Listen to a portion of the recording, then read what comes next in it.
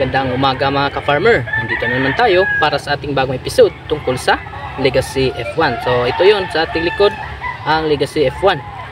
So ano ba ang meron sa ating Legacy F1? So hindi pa natin pagpatuloy, magpakilala muna ako. Ako nga po pala si Jerome De Luna, ang Farmers Promotion Representative sa Seed Company na nakabase sa North Area Cebu at saka sa Central Cebu. So ngayon, ano ba ang Legacy F1?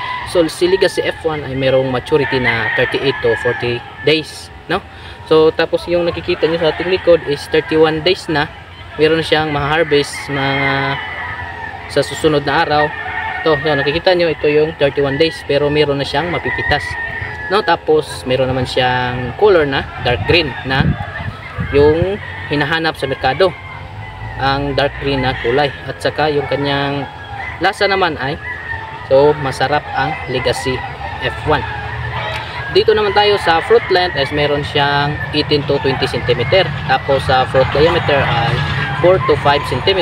At isa pa doon, ang pinakaganda sa ating Legacy F1 ay meron na siyang intermediate resistance sa downy mildew at saka sa Gemini virus. So matibay sa sakit ang Legacy F1.